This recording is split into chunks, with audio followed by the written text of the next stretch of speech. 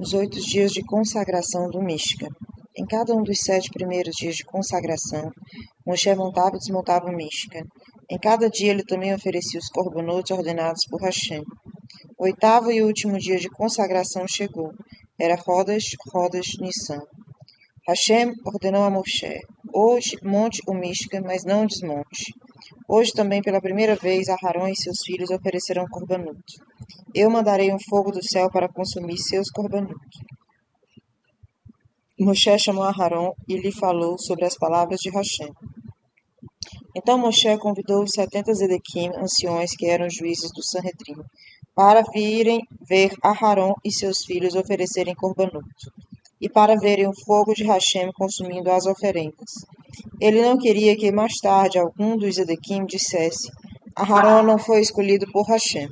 Israel ouviram que Aharon e seus filhos fariam a Avodá pela primeira vez e que Hashem mandaria um fogo. Eles se reuniram no pátio do Mishkan. Eles não esperaram por uma ordem de Hashem, pois todos ansiavam pelo momento em que o fogo proveniente do céu desceria. O fogo de Hashem seria uma prova de que eles haviam sido perdoados pelo pecado do bezerro de ouro, e que a sua Shekinah habitaria entre eles novamente. Aharon e os Kohanim começam a avodar. Moshe instruiu Aharon: hoje você oferecerá corbanotes especiais. Estes são os corbanotes que você trará por si mesmo. Número 1. Um bezerro como oferenda de Hatat, para que você seja perdoado pelo pecado do bezerro de ouro. Número 2. Um carneiro como uma oferenda de Olá, que é completamente queimada. Isso lembrará Hashem do Zerut de Isaac, a quem nosso patriarca Abraão estava pronto a oferecer como um sacrifício no Har Hamoriá. No final, Hashem o fez parar, e Abraão ofereceu um carneiro no lugar do filho. Esses 2 corbanotes são seus próprios, devem ser trazidos com o seu próprio dinheiro. E você também deve oferecer um corbanote por Bnei Israel. Número 1. Um bode como oferenda de Hatat para apaziguar o Satã, o anjo acusador. Do contrário, ele falará mal de Bnei Israel. Os filhos de Jacob certa vez abateram um bode, mergulharam as roupas de Yosef no sangue do animal e disseram ao pai: Yosef foi devorado por uma fera. Número 2. Um bezerro como um corbão olá para que Bnei Israel seja perdoado por ter feito o bezerro de ouro. Um cordeiro como corbã olá para lembrar a Hashem o Zerut de Isaac, a quem seu pai Abraão levou ao Misbeah como um cordeiro para ser abatido. Número 4. Um boi e um carneiro como sacrifícios de Shelamim. Número 5. Uma oferenda de mirra, farinha. Porque no 8º e último dia de consagração, Hashem ordenou que diversos corbanotes fossem oferecidos. Ao aceitar esses corbanotes, Hashem era como um rei que recebe vários presentes de seus súditos no dia de sua coroação.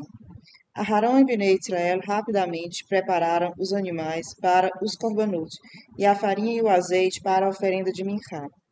Os Zedequim e os Bnei Israel aguardavam no pátio do Mishkan para Aharon começar a oferecer os corbanotes no Misbeah.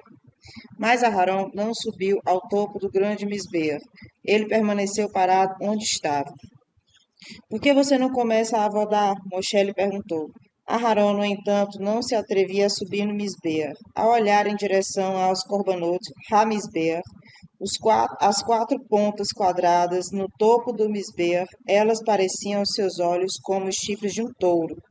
Elas faziam Aharon se lembrar do bezerro de ouro que ele havia feito para Bnei Israel. Embora Aharon nunca tenha parado de fazer techuvá por esse pecado, ele temia que Hashem não aceitasse sua avodá. Moshe lhe disse: não tenha medo, Hashem perdoa você. Uma parábola. O rei e a sua nova esposa. O rei e sua esposa tinham acabado de se casar. Sentado na elegante sala do trono, o rei esperava por sua esposa para servi-lo. Mas sua nova esposa era tímida demais para entrar no esplêndido salão e se aproximar do rei. Sua irmã, notando seu embaraço, a encorajou. Não tenha vergonha. A razão por que o rei se casou com você foi para você estar lá e servi-lo. Tenha coragem e vá em frente. A explicação para a parábola. Moshe notou que Aharon estava hesitante e atemorizado em se aproximar do grande Misbeah. Moshe chamou Aharon: meu irmão Aharon, Hashem escolheu você para fazer sua avodá. Suba ao Misbeah, ofereça seus corbanotes, para espiarem por você, e os corbanotes de Bnei Israel para espiarem por eles. Finalmente Aharon se sentiu seguro e subiu ao topo do misbeiro. Ele trouxe seu bezerro como um corban hatat, enquanto seus filhos o ajudavam. Então Aharon ofereceu os outros corbanotes. Depois de oferecer todos os corbanotes, Aharon ergueu suas mãos e pela primeira vez abençoou o povo com a bênção especial dos Kohanim, Bikat Kohanim. E então ele desceu do Misbeia. O pátio do Misbeia do Mishkan estava repleto com Bnei Israel, que haviam acompanhado a avodá de Aharon. Agora que ela havia acabado, as pessoas pensaram: onde está o fogo de Hashem? O fogo aceso por Aharon tinha começado a queimar os pedaços de carne, mas nenhum fogo havia descido do céu. O fogo de Hashem. Aharon também estava temeroso. Ele havia realizado a avodá com alegria, mas agora estava com medo. Moshe, ele perguntou, ansioso: é possível que Hashem não tenha ficado satisfeito com a minha avodá e não a tenha aceitado? Talvez ele ainda esteja zangado comigo e por causa do meu pecado não enviou um fogo do céu. Moshe e Aharon entraram no Mishkan, caíram sobre suas faces e imploraram a Hashem para que ele mandasse um fogo do céu.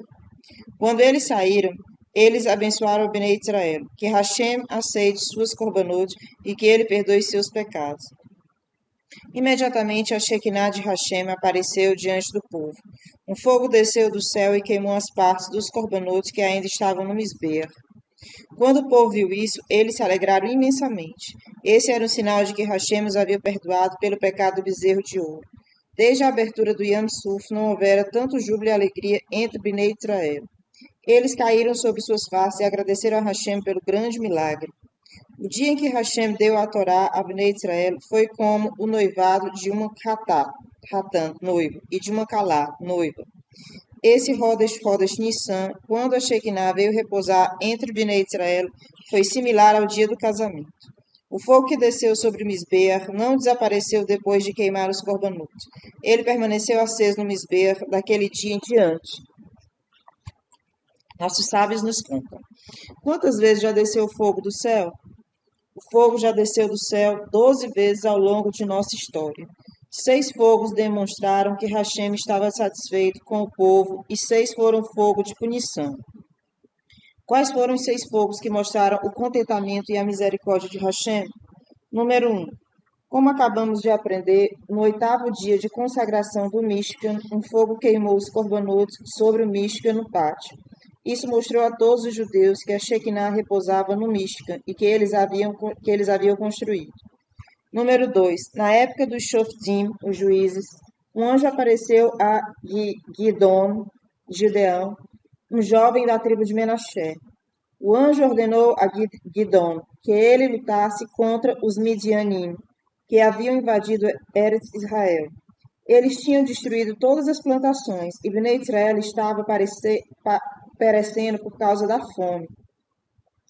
Gidon perguntou ao anjo: como posso lutar contra Midian? Eu sou um homem jovem e insignificante. O anjo respondeu: Hashem me ajudará você.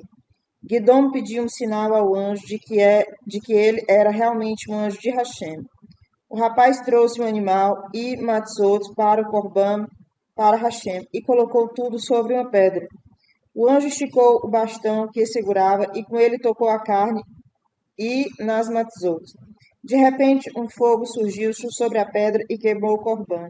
Então Gidon soube que o mensageiro que falava com ele havia sido realmente enviado por Hashem. Número 3. Também na época dos Shoftim juízes, um fogo foi mostrado aos pais de Shinshon. Um anjo veio lhes dizer que eles teriam um filho especial que lutaria contra os filisteus. Quando eles colocaram um corban sobre uma pedra, um fogo miraculosamente o consumiu, e o anjo subiu de volta ao céu nesse fogo. Então os pais de Shimshon souberam que um anjo de Hashem havia falado com eles. Hashem também enviou um fogo do céu na época do rei Davi. O rei Davi certa vez contou os judeus desnecessariamente. Isso é proibido, porque os judeus haviam pecado. Hashem os abateu com uma praga depois da contagem. O rei Davi implorou a Hashem: por favor, pare com a praga. A contagem foi um erro meu. Sou eu quem deveria ser castigado. Hashem aceitou as tefilot de Davi. Ele ordenou ao profeta Gad que falasse a Davi. Vá até a eira de um homem chamado Aravná, que vive em Jerusalém. Construa um misbear para Hashem ali, então a praga cessará.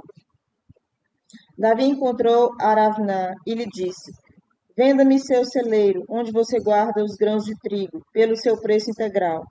Hashem ordenou que eu construa um misbeach lá. Davi pagou a Aravná pelo celeiro. Ao entrar ali, ele descobriu que um misbeach já havia sido construído naquele lugar. Adão, o primeiro homem, foi quem construiu. Ele ofereceu corbanotes para Hashem sobre ele. Noah e Abraham também ofereceram corbanotes nesse misbeach. Davi agora sabia que ele havia encontrado o local do futuro Beit HaMikdash. Davi trouxe sacrifícios de Olá e Shelamim para o misbeach. Hashem enviou um fogo do céu para queimar esses corbanotes. O fogo do céu mostrou a Davi que Hashem estava satisfeito novamente com os judeus. Imediatamente depois disso, a praga cessou. Número 5. Quando o filho de Davi, Shalomo, construiu o primeiro Beit HaMikdash em Jerusalém, ele ofereceu vários corbanotes para a consagração do templo sagrado. Não havia espaço suficiente para tantos sacrifícios num grande misbeach, e por isso Shalomo os ofereceu no chão do pátio. Mas ele tinha um problema. Como ele conseguiria o fogo? Era proibido pegar fogo do misbeach e colocá-lo no chão do pátio, porque o misbeach era mais sagrado que o chão, e o fogo então perderia sua santidade. Assim Hashem, para mostrar que estava satisfeito com os corbanotes de Shalom, enviou fogo do céu para consumi-los. Número 6. Na época do profeta Eliarro, muitos judeus serviram ao ídolo Baal. Eliarro queria provar a eles que Baal não tinha poder algum. Ele sugeriu que ele e os seguidores de Baal preparassem corbanotes sem colocar fogo sobre eles. Os idólatras pediram ao Baal que enviasse um fogo, e Eliarro pedira a Hashem. Quem enviasse o fogo seria reconhecido por todos como verdadeiro Deus. Os seguidores do Baal pegaram um touro e colocaram no topo de uma pilha de madeira. Eles então começaram a clamar: Ó Baal, escute-nos, mande um fogo. Eles gritaram desde a manhã até o meio-dia. Eliarro zombou deles. Gritem mais alto, ele disse. Talvez Baal esteja ocupado, ou saiu de viagem, ou está dormindo e vocês precisam acordá-lo. Os seguidores do Baal gritaram mais alto ainda e começaram a se cortar com facas. Mas é claro que não houve nenhuma resposta do Baal. No final da tarde, Eliarro pediu às pessoas que se aproximassem dele. Ele pegou 12 pedras e construiu um misbeach. Cada pedra era para lembrar Hashem do zehut de cada uma das 12 shevatim, tribos. Em torno do misbeach, ele construiu uma vala. Eliarro ordenou ao seu aluno, Elisha, encha a vala com água. Então Eliarro trouxe seu touro e colocou sobre a pilha de madeira no misbeach. Ele clamou a Hashem: Por favor, responda-me, Hashem, e envie-me fogo. Então todos saberão que o Senhor é o verdadeiro Deus. O fogo de Hashem desceu e queimou o corbã de Eliarro e a pilha de madeira. O fogo até secou a água da vala. Todas as pessoas viram isso, e elas caíram sobre suas faces e gritaram: Hashem é o Deus Todo-Poderoso, Hashem é o Deus Todo-Poderoso. Aqui estão 3 dos 6 fogos de punição. Número 1. Um fogo consumiu os filhos de Aharon, Nadav e Abihu, como veremos a seguir. Número 2. Um fogo de Hashem consumiu os judeus que reclamaram, Parashá Behalotecha, números 11, versículo 1. Número 3. Um fogo de Hashem desceu e consumiu Cora e todos os 250 homens que se rebelaram contra Moshe e quiseram oferecer Ketoret, incenso. Ver Parashá, Cora, número 16, 35. Nadav e Avihu, filhos de Aharon, são consumidos por oferecerem Ketoret. Nadav e Avihu, os filhos mais velhos de Aharon, viram junto com todas as pessoas como o fogo desceu do céu sobre o misbeach e queimou os corbanotes. Mas enquanto todos se regozijavam, Nadav e Avihu estavam insatisfeitos. Nadav e Avihu eram os maiores homens da nação judia, depois de Moshe e Aharon. Eles eram ainda maiores que os 70 Zequenim do Sanhedrin. Eles sentiram um anseio de se aproximar mais de Hashem. Queriam uma proximidade maior do que testemunhar um fogo milagroso que desceu do céu. Eles desejavam trazer seu próprio corbã para Hashem, para expressar seu amor por ele. Eles também esperavam que, ao oferecer um corbã extra, Hashem revelaria para eles um pouco mais de sua Shekinah. Sem falar um com o outro, Nadav e Avihu tiveram a mesma ideia. Cada um deles pensou: Entre todas as oferendas, o Ketoret, o incenso, é a mais sagrada. E entre todos os lugares do Mishkan, o Kodesh HaKodashim é o mais sagrado. Portanto, o maior presente que poderei dar para Hashem é oferecer Ketoret no Kodesh HaKodashim. As intenções de Nadav e Abihu eram Leshem Shemaim. Eles estavam certos de que Hashem ficaria satisfeito com um presente extra no 8º dia de consagração do Mishkan. Como ambos eram grandes Talmidei Chachamim, eles acharam vários bons motivos para pensar que seus Ketoret seriam um presente maravilhoso para Hashem. No entanto, eles cometeram um erro. Eles tinham tanta certeza que Hashem ficaria satisfeito com seu presente que eles nem se incomodaram de perguntar a Hashem, por meio de Moshe Rabbeinu, e ele queria se ele queria os seus Ketoret. Eles nem pensaram em perguntar a opinião do seu pai, Aharon. Ele certamente os teria impedido. Talvez eles não tivessem se atrevido a entrar no Kodesh HaKodashim, a parte mais sagrada do Mishkan, onde até mesmo Kohen Gadol podia entrar somente em Yom Kippur, caso não houvessem tomado vinho antes. Mas depois de beber, eles estavam muito animados e não hesitaram em entrar no Kodesh HaKodashim e oferecer seus Ketoret. Quando Hashem viu que eles estavam realizando uma avodá a qual ele não havia ordenado, ele disse: se eu não os punir agora, outros judeus acharão que eles também podem entrar no Kodesh HaKodashim e oferecer seus próprios korbanot.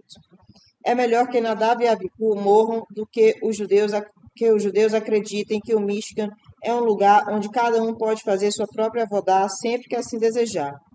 Castigar severamente Nadav e Abihu fará com que os judeus temam e honrem a mim.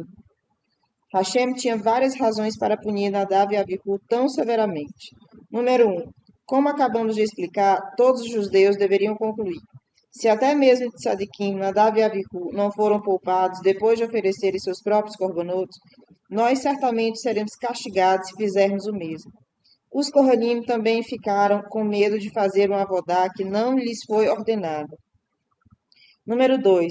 Outro motivo para castigo de morte de Nadav e Abihu foi que eles já haviam pecado anteriormente, no Matan Torá. Hashem permitira que Nadav e Abihu e os 70 Zequenim subissem a um lugar mais alto no Har Sinai, um lugar acima daquele em que Bnei Israel estava, para que eles vissem mais da Shekinah. No entanto, Nadav e Abihu e os 70 Zequenim desfrutaram tanto do esplendor da Shekinah que continuaram olhando para ela para seu próprio prazer, e não totalmente Leshem Shammai. Naquele momento, Hashem decretou que eles deveriam morrer. No entanto, Hashem não queria punir nenhum judeu com a morte no dia de Matan Torá.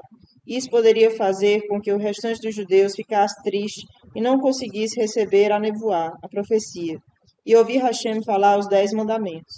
Assim Hashem esperou. Quando Nadav e Abihu pecaram pela segunda vez, Hashem os puniu. Número 3. Quando Aharon fez o bezerro de ouro, Hashem quis puni-lo com a morte de seus 4 filhos. Moshe rezou por Aharon e conseguiu mudar parte do decreto. Somente 2 dos filhos de Aharon morreriam. Quais deles? Hashem escolheu Nadav e Abihu porque eles haviam pecado. Hashem enviou um fogo que se dividiu em 4 filetes ardentes. 2 deles entraram nas narinas de Nadav e 2 outros nas de Abihu. O fogo os consumiu por dentro, mas seus corpos e roupas permaneceram intactos. Por que Hashem os puniu com fogo? Esse foi um castigo midá que nega de midá. Eles pecaram com fogo e assim foram punidos com fogo. Um anjo de Hashem apareceu e carregou os corpos de Nadav e Abihu para fora do Kodesh HaKodashim, levando-os para o pátio. Aharon aceita a morte de seus filhos sem reclamar. Imagine quão tristes e confusos Bnei Israel ficaram quando, em meio à consagração do Mishkan, os corpos de Nadav e Abihu foram encontrados. Imagine também quão tristes ficaram seus pais, Aharon e Elisheva. Ambos choraram. Aharon era um homem tão sagrado que ele pensou para si mesmo: meus filhos e eu devemos ter pecado imensamente, pois do contrário Hashem não teria enviado esse castigo. Hashem ordenou a Moshe: console seu irmão. Moshe então disse a Aharon: Hashem levou os seus filhos com a morte, porque eles eram os maiores entre nós.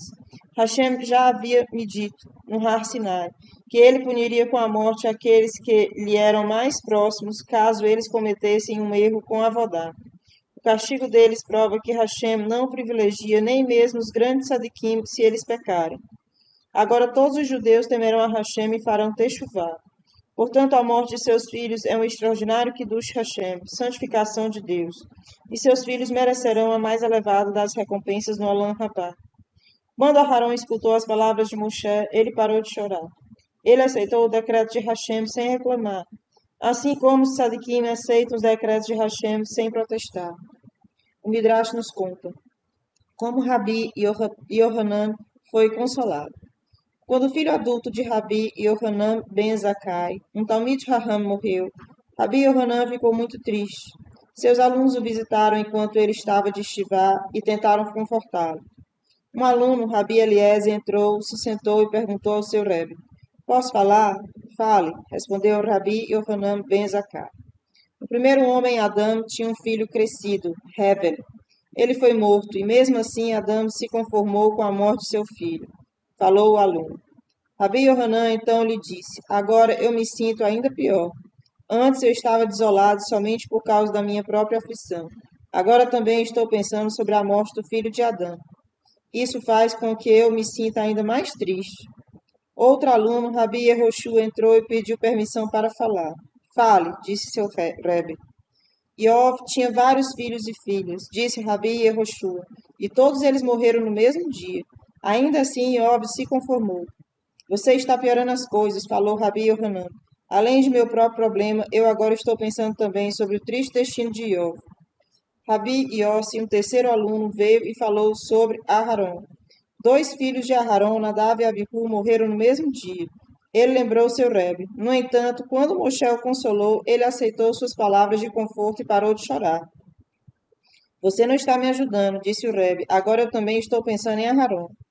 Da mesma forma, quando Rabi Shimon falou sobre o bebê do rei Davi que morrera, Rabi Yohanan não conseguiu ser consolado. Finalmente, Rabi Eleazar ben Arar entrou. Ele era o mais sábio dos alunos de Rabi Yohanan. Ele conseguiu consolar seu Rebbe com uma chala. Se um rei desse a um de seus súditos um objeto extremamente valioso para ele tomar conta, esse homem não ficaria nervoso que o objeto do rei pudesse se quebrar ou ser roubado? Ele constantemente pensaria: se ao menos o rei pegasse o objeto de volta enquanto ele ainda está em perfeitas condições. Hashem deixou aos seus cuidados um precioso objeto, seu filho. Ele aprendeu a Torá oral e escrita, Halahá e Agadá. Quando ele deixou esse mundo, ele era um tzadik, livre de pecados. Você não está feliz por ter conseguido devolver o precioso objeto do rei em perfeito estado? Rabi Yohanan disse, meu filho Eleazar, você me consolou.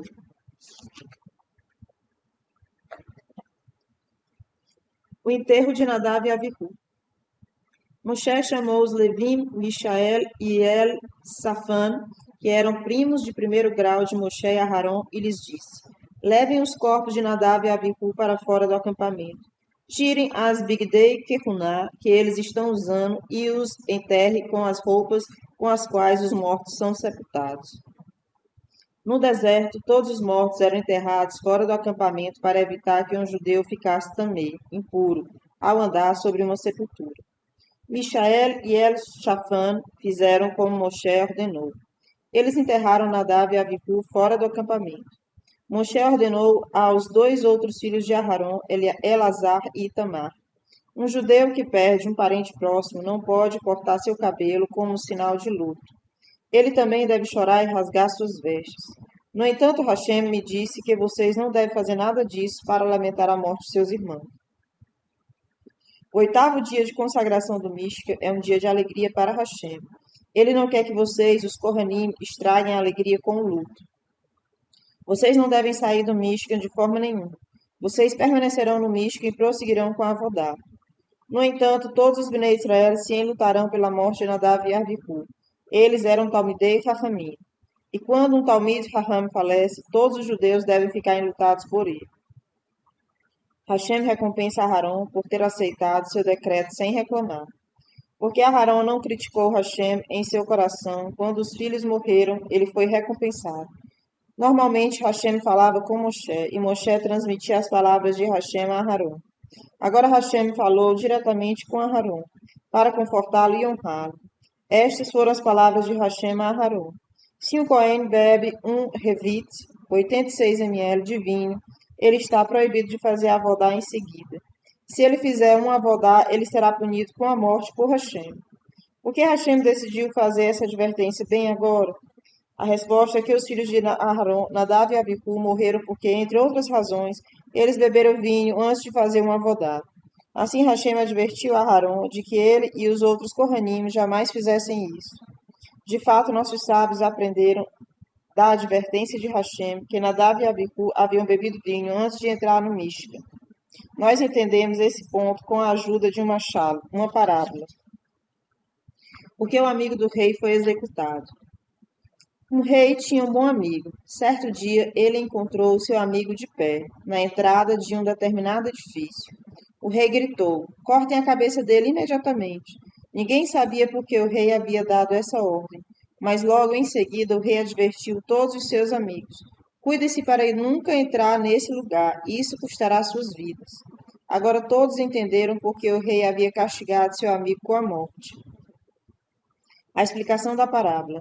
Os Pesukim, versículos da Torá, não nos contam a razão para a morte de Nadav e Abihu. Mas quando Hashem depois adverte a Aharon, não faça avodá depois de beber vinho, pois do contrário você morrerá, nós entendemos que o pecado de Nadav e Abihu foi ter bebido vinho antes de realizar a avodá. Porque um Cohen não pode beber vinho antes de fazer a avodá? Depois de beber vinho, a mente da pessoa não fica perfeitamente clara. Dessa forma, um Cohen não está apto para fazer a avodá. Aharon queima a oferenda de Mussá em rodas. Aquela pessoa que perdeu um parente próximo que ainda não foi enterrado é chamada de Onem. Ela tem dinim especiais a serem seguidos. Um Cohen que é um Onem não pode realizar a avodá, porque ele está tão triste que pode não ter pensamentos adequados enquanto a realiza.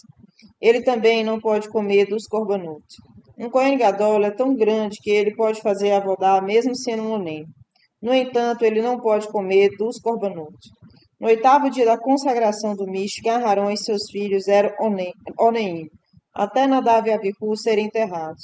Assim, somente Aharon, o Cohen Gadol, poderia continuar a avodá, mas não seus filhos, os Kohanim. No entanto, Hashem abriu uma exceção para Aharon e seus filhos. Ele ordenou: mesmo como Oneim, os filhos de Aharon devem continuar trazendo seus korbanot. Aharon e seus filhos também devem comer suas porções das oferendas de Minhá, mesmo sendo Onenim. Eles devem comer também as partes das oferendas de Shelamim. Essa ordem causou um argumento entre Moshe e Aharon. No final do dia, Moshe perguntou: Aharon e seus filhos comeram suas porções da cabra oferecida como mussaf de rodas? Não, foi dito a Moshe. Aharon e seus filhos comeram somente a carne de 2 cabras. A terceira cabra, o mussaf de rodas, eles queimaram por completo no Misbeah.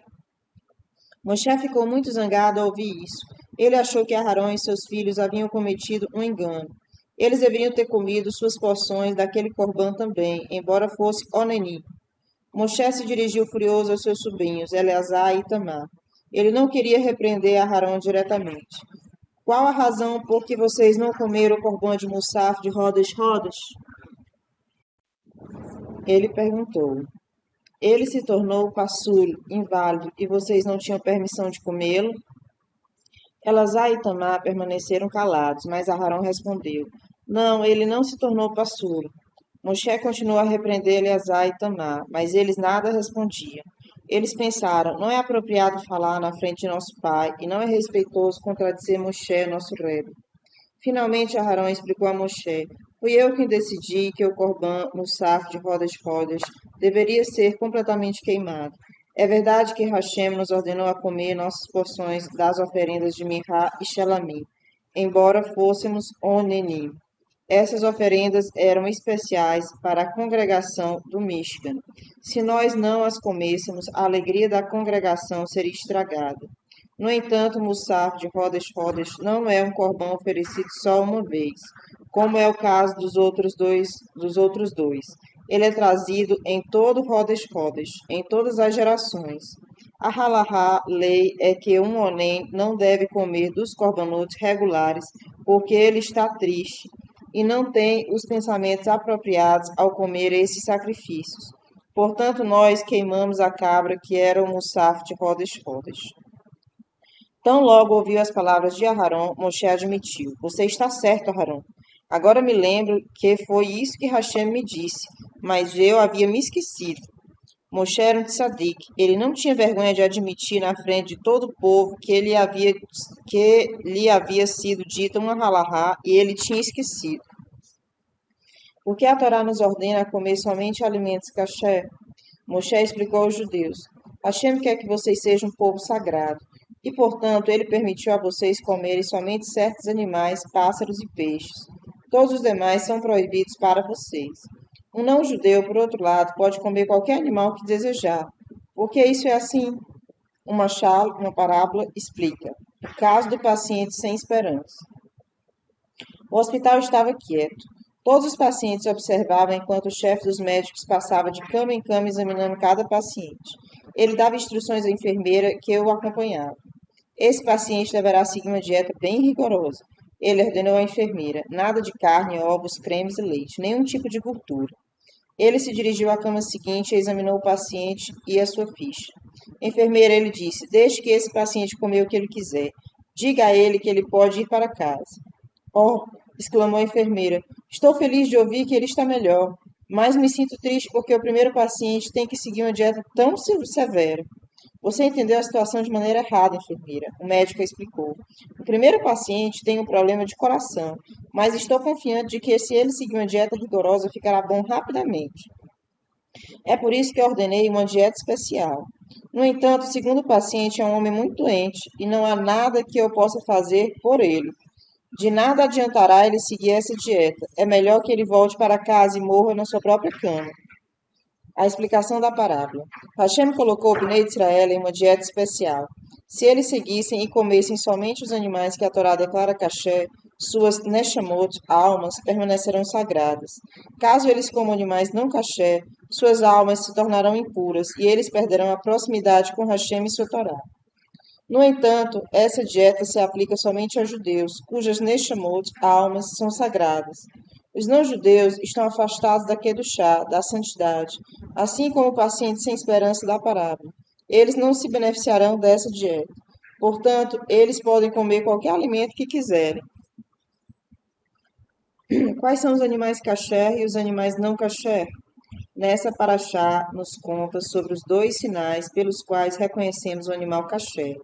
Número 1. Seus cascos devem ser completamente fendidos, de modo que não se dividam em duas partes. Número 2. O animal sempre devolve seu alimento ao estômago para a boca e o mastiga uma segunda vez. O animal que mastiga seu alimento uma segunda vez é chamado de Malé Geará, ruminante. Hashem os criou de uma maneira especial. Eles não têm dentes na frente superiores, mas possuem 4 estômagos. Eles não mastigam a comida bem, ela é cortada de forma irregular.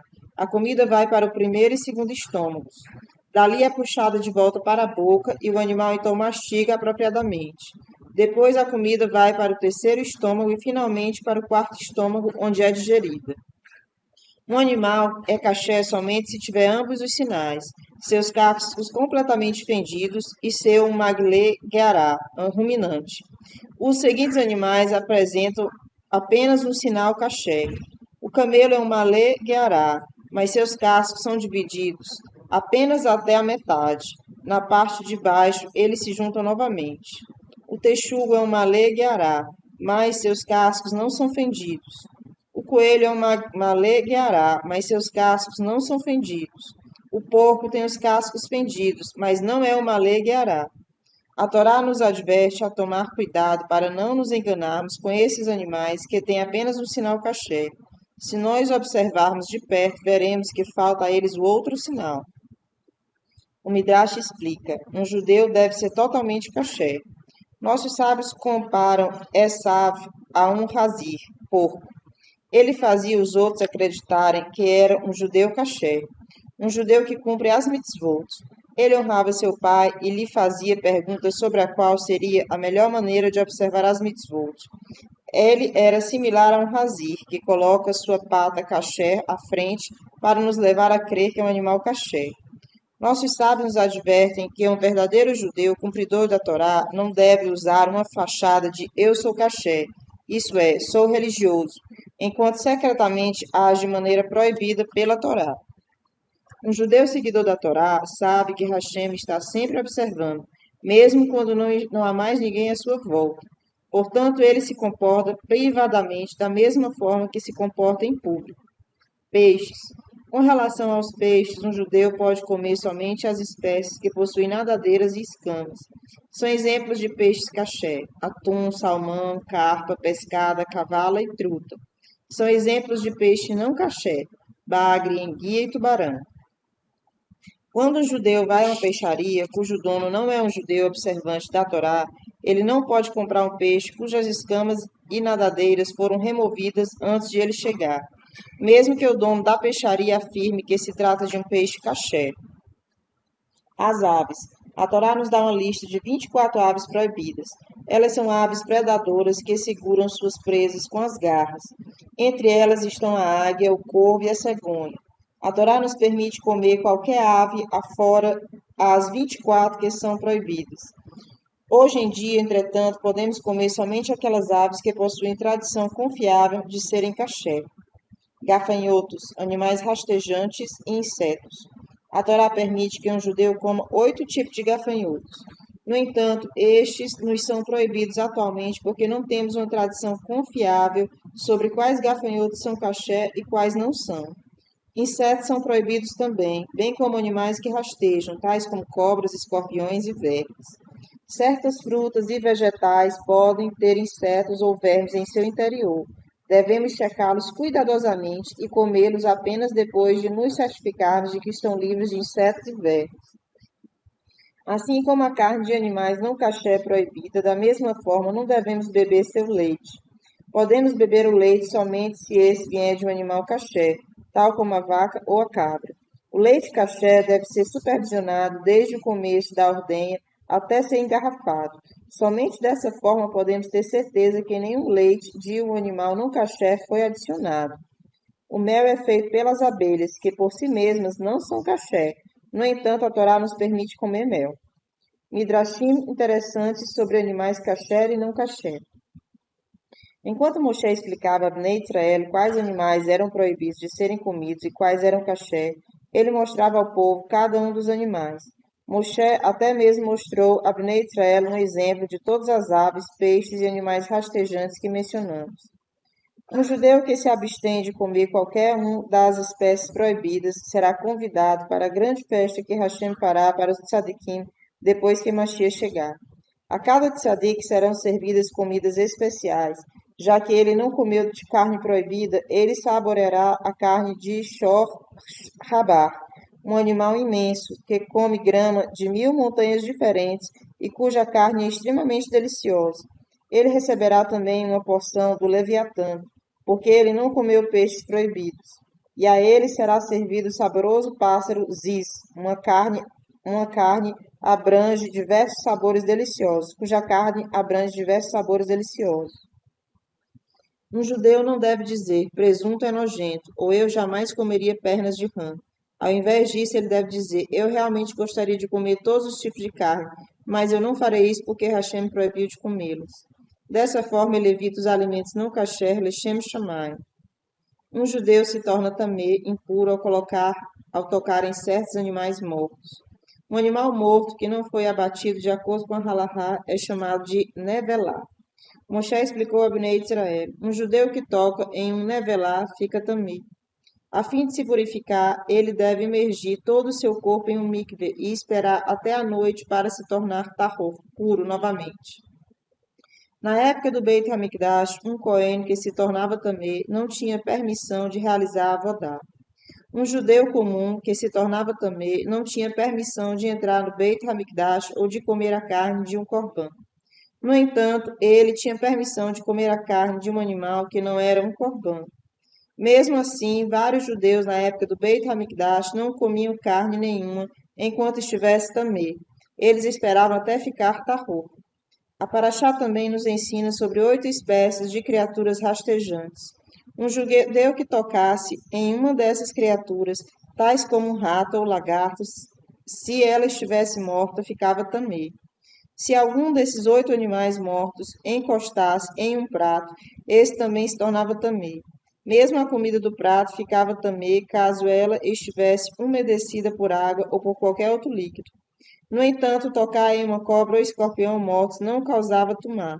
Essas criaturas não estão entre as 8 espécies listadas pela Torá. Todas as leis de Tumá e Tahará, pureza e impureza, se aplicam somente aos judeus e não aos não-judeus, pois Hashem quer que os judeus sejam um povo sagrado. Uma história. Como a refeição do rei foi salva. Certa vez, um dos 8 animais rastejantes que causavam tumá, impureza, caiu em uma panela na cozinha do rei. Era uma letatá, lagartixa. Dentro da panela estava uma carne cozida ao molho. O cozinheiro exclamou: Acho que toda a comida ficou tamê. Vou perguntar ao rei se podemos comer desta carne. O cozinheiro pediu uma audiência com o rei e explicou o problema. Eu não sei dizer, afirmou o rei. Pergunte à rainha, ela é muito inteligente. O cozinheiro contou à rainha o que havia acontecido. Ela respondeu: Não tenho certeza o que fazer. Vai e pergunte ao líder do Sanhedrin, Rabban Gamaliel. Quando Rabban Gamaliel ouviu o problema, ele perguntou: A comida sobre a qual Aletá caiu estava quente ou fria? Quente, foi a resposta. Rabban Gamaliel então disse: Ponha um copo de água fria dentro do molho e tire a Letá. Isso foi feito, e foi descoberto que a Letá ainda estava viva. Sua comida está tahor, pura, decidiu Rabban Gamaliel. A Torá afirma que os 8 animais rastejantes tornam a comida tomé somente se eles a tocarem depois de mortos, não enquanto estiverem vivos.